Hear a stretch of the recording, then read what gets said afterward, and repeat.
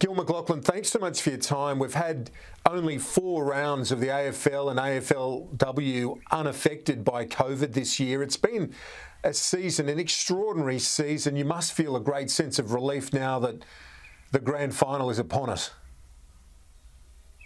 I'll be total relief on after the go when the final siren sounds on Saturday night, Kieran, but thank you. Yeah, it's been some parts easier with not the pressure of sort of not the total uncertainty of last year, but the logistics this year, in fact, have been harder. The border closures have been quicker and tighter, and it's just been an extraordinary logistical exercise, and I'm incredibly proud of the players, the staff, their families, my team and our supporters for navigating through the year. And as he said, 204 games down, 1 to go.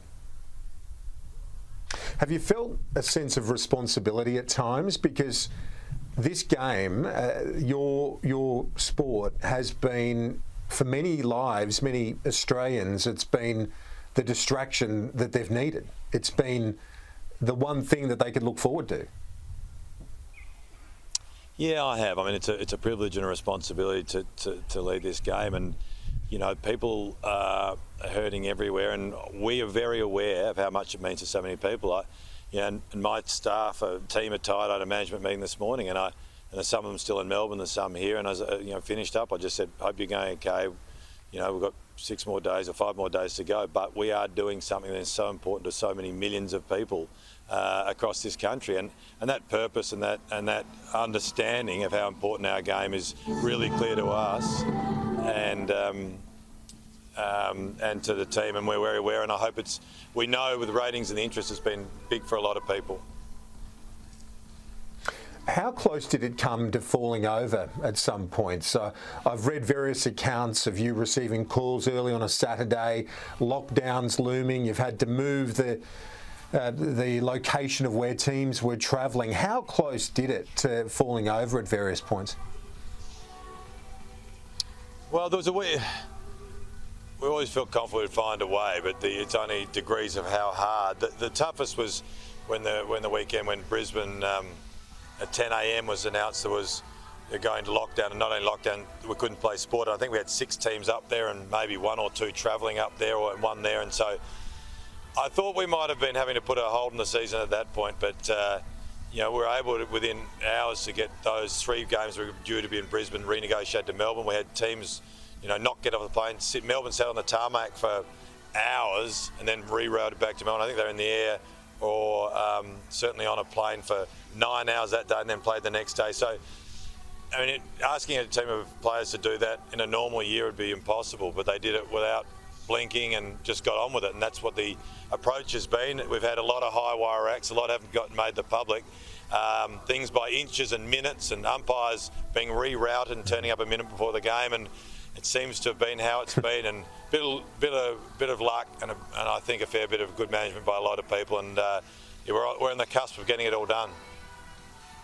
You had a strong message at the Brownlow to go and get vaccinated. Obviously, it has implications for the professional sport, but as a father, you've got 4 kids, you know all too well the pain that's been felt by the pausing of community sport. Yeah, it's as big.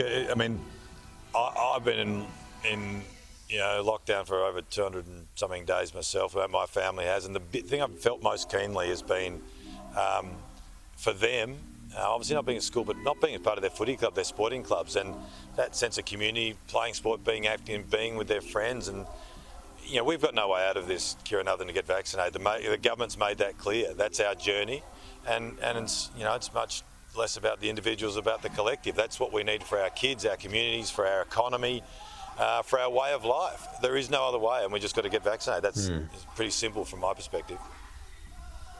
Are you looking at the idea of mandating it for players and officials? We're having discussions about that, but clearly my obligation, as well as as the CEO of the AFL, is to provide a safe workplace, and the legal advice on that about actually having unvaccinated and vaccinated people working together is pretty clear as well. So, I think that we are strongly encouraging everyone to get vaccinated, but we're working on what our formal position will be, and I reckon that'll be out in the weeks following the grand final. And I think I'm pretty clear that we're going to be looking for everyone to be vaccinated, but the final position's being worked through on the specific policy. And if we look to the grand final now, and we speak about the resilience shown by players, the ability to adapt. Essentially, you've got the two teams that have done it best. I mean, the Western Bulldogs ahead of the preliminary final against Port. They were told they couldn't train the day before. They've been able to respond and win that convincingly, and now in the big one. Yeah, so the Bulldogs' journey through the finals has been remarkable. They started in Tasmania, then to Brisbane, and then over to Perth, then into Adelaide from Perth.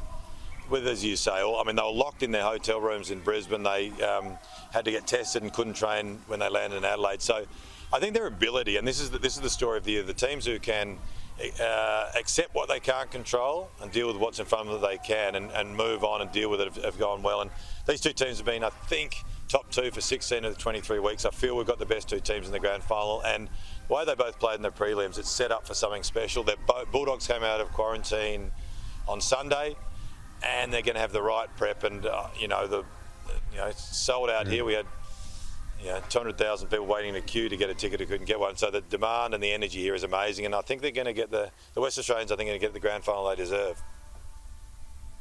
The longest drought in the league, though, of course, is the Demons. Deep down, are you barracking for the end of the curse of Norm Smith? I think there's a romance for the Melbourne story that is, if they win, I just hope it's a good game and close. I hope we go into extra time, double extra time, I don't know. But if Melbourne win, there's going to be some sort of celebration, and it'll be, I think this group, if they've navigated, they sort of popped up in 2018, made a prelim, and then have gone back to go forwards, and they are looking back and looking at the generations of pain of Melbourne supporters, and they're doing it for them, and I think it'll be a hell of a story if they get there. The fairy tale end to a bizarre season or two. Gil McLachlan, congratulations to you and your team on a job well done, and appreciate your time today. Thanks. Thanks. I won't jinx it. I've got 5 days to go, Kieran, but I appreciate all the support, and thanks for having me.